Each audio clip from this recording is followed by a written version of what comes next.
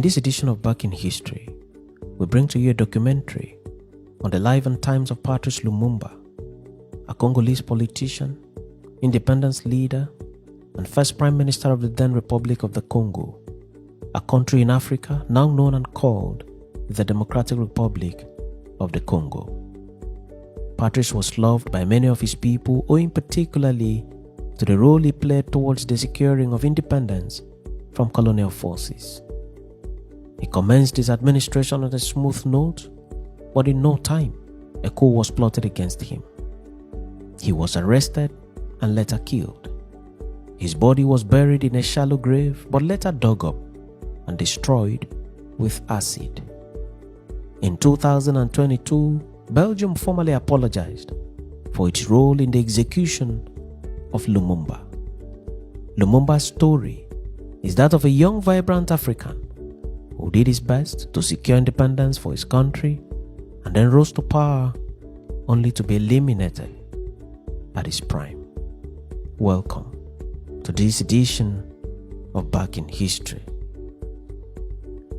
Patrice Lumumba was born on 2nd July 1925.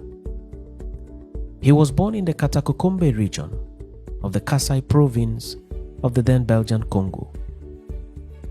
He attended mission-run schools in the Congo. Lumumba was seen by many as an intelligent person. He was a leader in several circles and held strong views on Pan-Africanism and worked assiduously in seeing to an end to colonialism in Africa. In no time, Lumumba had a large following due to his personal charisma, excellent oratory, and ideological sophistication.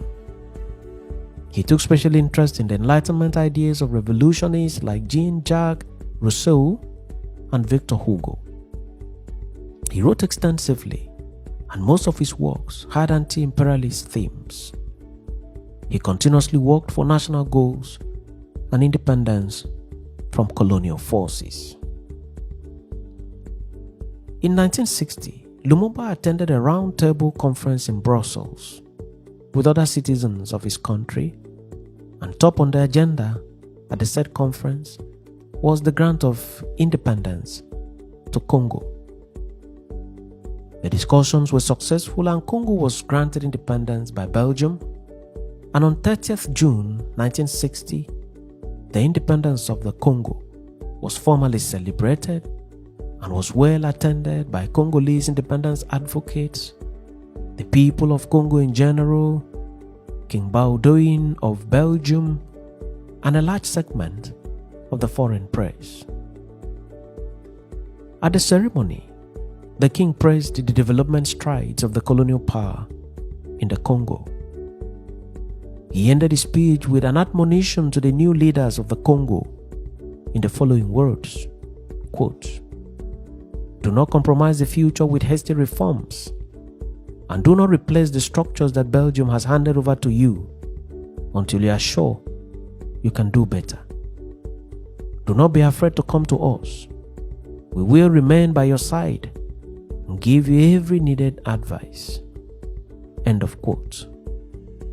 The king then resumed his seat and was appreciated by the new president of the country, President Joseph Kasavubu.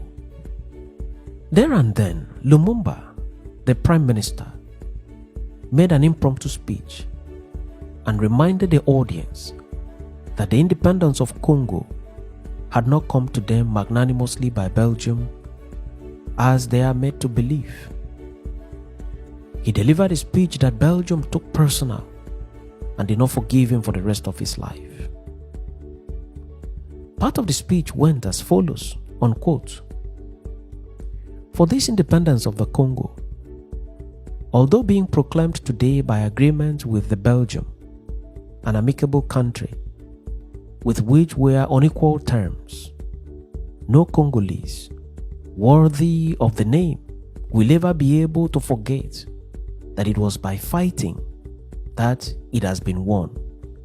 A day-to-day fight, an ardent and idealistic fight, a fight in which we were spared neither privation nor suffering, and for which we gave our strength and our blood. We are proud of this struggle of tears, of fire, and of blood to the depths of our being. For it was a noble and just struggle, and indispensable to put an end to the humiliating slavery which was imposed upon us by force. End of quote. This speech did not go down well with the King of Belgium, who was right there in the Independence Hall with his entourage and a flurry of press men and women. The journalists in attendance were shocked at such audacity from Patrice Lumumba. Lumumba was roundly criticized by the media, and the Time magazine, for instance, described his speech as, quote, venomous attack. Analysts are of the view that this speech was the beginning of the journey of hate that would eventually consume the life of Patrice Lumumba. The Independence Day celebration was over, and although 3 days of public holidays was declared, Patrice Lumumba went straight to work as the first Prime Minister of the new country. His office was full of activities, day in, day out. Lumumba was more of a workaholic who placed the interests of Congo at the forefront of activities as Prime Minister. Patrice was indeed a Pan-Africanist and lover of his home country, Congo, and of Africa. Not quite long after the grant of independence to Congo, the country began to face some internal crises, especially with the rank and file in its military, most of whom had thought that the grant of independence would bring promotion in ranks and material wealth to them. The country began to experience mutinies in military barracks and a couple of other places within the country. The country seemed overrun by gangs of disgruntled soldiers. In his book titled Chief of Station Congo, published in 2007, Larry Delflin notes that the mutiny by soldiers became serious, and several Europeans who lived in the Congo began to flee the country, unquote. In response to this increasingly dangerous situation, Prime Minister Lumumba went on national radio and announced as follows, quote, thoroughgoing reforms are planned in all sectors of the nation by my government. My government will make every possible effort to see that our country has a different phase in a few months, in a few weeks. End of quote. Despite these assurances, the mutinies continued. But following the personal intervention of Lumumba and President Joseph Kasavubu, the mutinies were suspended. Not long after this, the mutiny by soldiers continued and spread further. Several persons were ambushed and killed, including European army officers who were still in the country as military advisors. Belgium had to intervene by sending as much as 6,000 troops to protect its nationals. In that process, there were clashes which led to the murder of Congolese citizens. The Belgian intervention thus aggravated the situation and made it even worse. A United Nations resolution, Resolution number 143, was passed in New York calling for the immediate removal of Belgian forces from Congo. The UN then sent troops to the Congo to put an end to the unrest. Despite this intervention, the unrest did not end. Lumumba was unhappy with the Belgium, and on July 14, 1960, he broke diplomatic ties and relations with them. He insisted that the Belgian forces should vacate the Congo. In response, the Belgian government described Lumumba as, quote, communist, anti-white, and anti-Western. End of quote. At this time, the mineral-rich Katanga region of the Congo had been taken over by dissident forces with the support of the Belgian forces. It was run like an independent country, and this was an issue of serious concern to Patrice Lumumba and his government. Lumumba then traveled to the United States of America to meet with the UN and also traveled to Canada to seek for support. He also met with the US officials in Washington. He solicited for support, financial and technical, to enable him fight and free Katanga from Belgian forces and from dissident Congolese soldiers. Katanga is part of Congo with rich mineral deposits, and Lumumbashi, the mining capital of the Congo, is in the Katanga province. Lumumba desperately needed the liberation of Katanga from imperial forces and therefore traveled to many countries in the West for assistance. But to his surprise, he did not receive the needed cooperation of the West. He was rather assured that whatever assistance that would be offered through the United Nations. Deeply frustrated, Lumumba reached out to the Soviet Union and met with its ambassador and discussed the donation of military equipment. This approach did not go down well with the United States of America and other countries in the West. Lumumba then traveled back to Africa and visited several countries in need of support. He went to Ghana, Liberia, Tunisia, Morocco, Guinea, and Togo. Some of these African countries pledged to give him support, while others pledged to send their support through the United Nations to resolve the Katanga crisis. Lumumba then returned to the Congo. On August 9, 1960, Lumumba declared a state of emergency throughout the whole of the Congo. He subsequently issued several orders in his bid to return normalcy to the country. Yet, the situation did not abate. Lumumba thus became a prime minister with so much to contend with, and with no clear direction on how best to navigate the situation. At this point, Lumumba was only 10 weeks in office. Lumumba threatened to seek help from the Soviet Union if the situation did not abate. The situation did not abate, and there was palpable fear that a coup might be staged in the country. On September 5, 1960, the president, Joseph Kasavubu, went to national radio and announced the dismissal of Lumumba and 6 of his ministers from the government. Upon hearing the broadcast, Lumumba also went to radio and denounced the dismissal and described it as illegitimate and unacceptable. Lumumba then went to Parliament and tabled the issue before them. In the end, he secured a vote of confidence to continue in office. His differences with the president, Kasavubu, were also settled.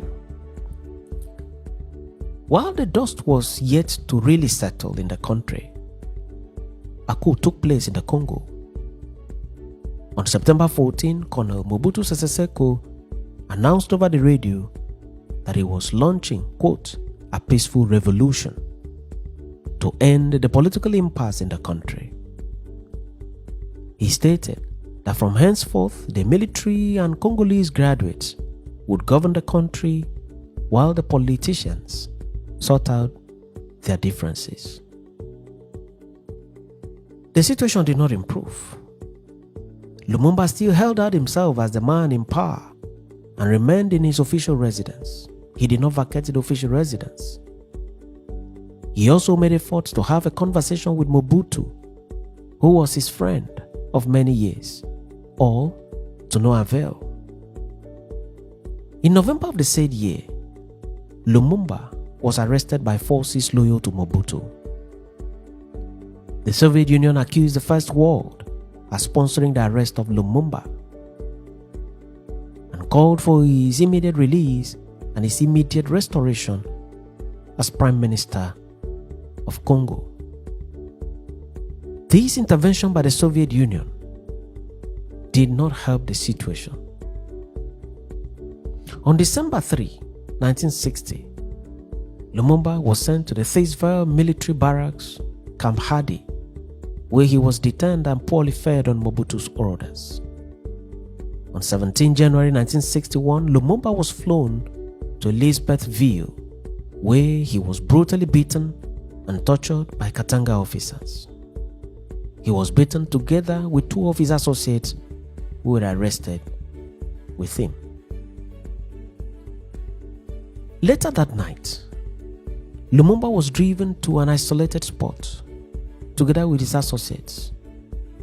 They were lined up against a tree and shot one at a time. Their bodies were immediately buried in a shallow grave. The following morning, the then Commissioner of Police, afraid of the creation of a burial site and a place of pilgrimage for lovers of Lumumba, ordered that the bodies be exhumed and dismembered.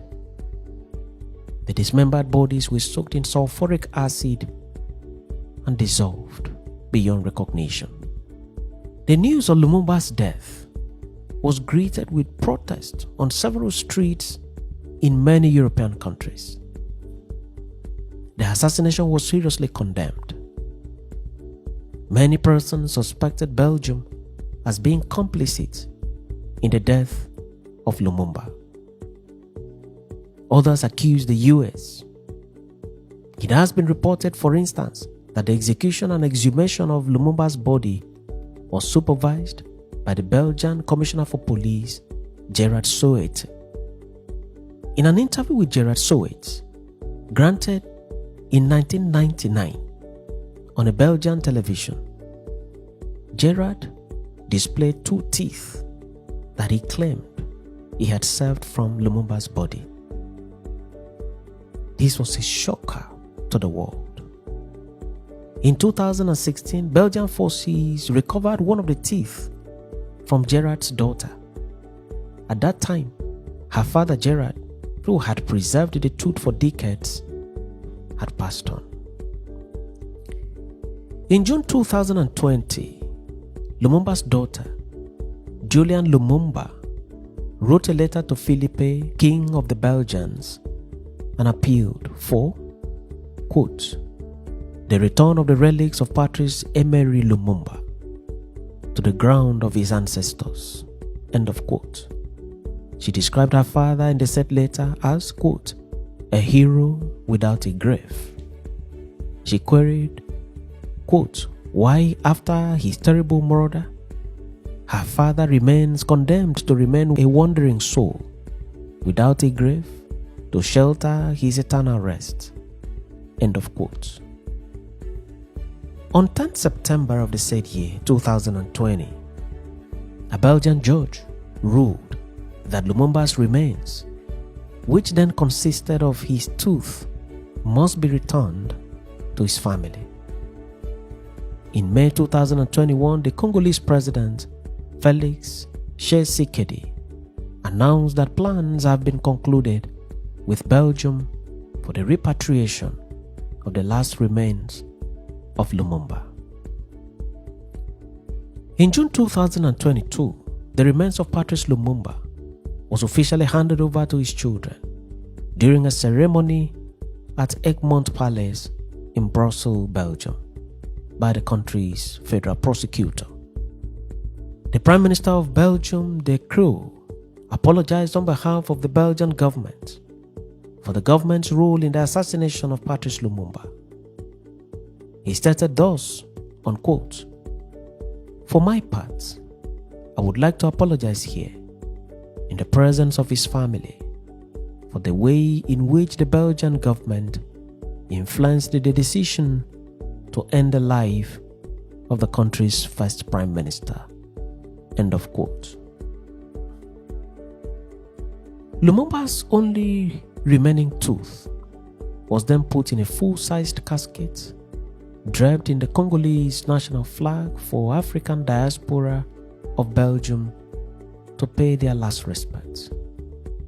Lumumba's body was then flown back to his country of birth, the Congo, where his remains were interred in Kinshasa on Thursday, 23rd June 2022.